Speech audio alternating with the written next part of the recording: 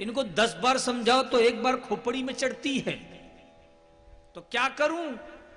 4 वेद महाराज बना डाले। ऋग्वेद था पहले, फिर ऋग्वेद, यजुर्वेद, अथर्ववेद, सामवेद, 17 पुराण लिख डाले।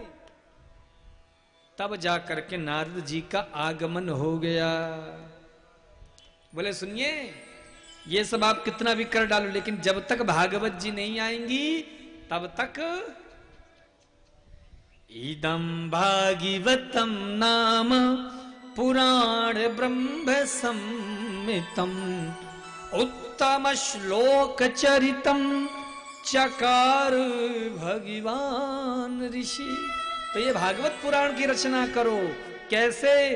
अरे भैया, मैं बालक रामदास दासी पुत्र, और क्या बन के बैठ गया? संतों के सानिध्य से संतों का जूठन पा पा करके दासी पुत्र देवर्षि नारद बन गया।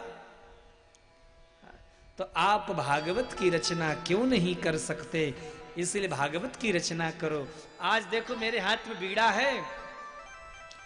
देव दत्तामिमां बीड़ां स्वर ब्रह्म विभूषिता। देव दत्तामिमां बीड़ां स्वर ब्रह्म विभूषिता। मूर्छयित्वा हरिकथा गायमानश्चराम्यहम्। भगवान की कथा निरंतर गाता रहता हूं। त्रिलोक में बिना किसी महाराज सर्टिफिकेट के, बिना किसी पासपोर्ट वीजा के घूमता रहता हूं। किसकी कृपा से? बिहारी जी की कृपा से। इसलिए आप भी भागवत जी की रचना करो। क्यों? क्योंकि जब चारों तरफ के रास्ते बंद हो जाते हैं तब जाकर के यह द्वार खुलता है। कौन सा? बोले ये ठाकुर जी का द्वार खुलता है।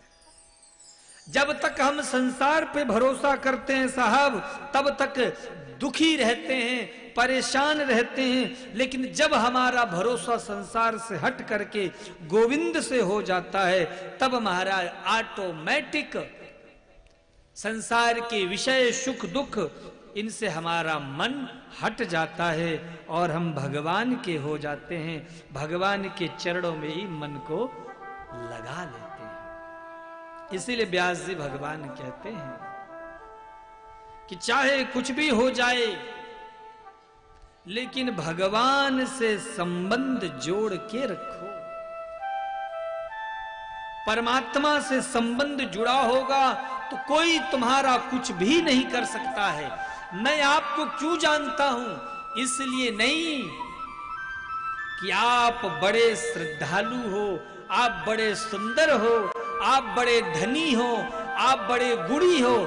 नहीं, मैं इसलिए आपको जानता हूं क्योंकि आपका प्रेम मेरे ठाकुर जी से है, मेरे कन्हैया से है। जिनका संबंध मेरे राम से है, उनका संबंध मुझसे है। जिनका संबंध मेरे राम से नहीं, वो भी मेरे किसी काम का नहीं।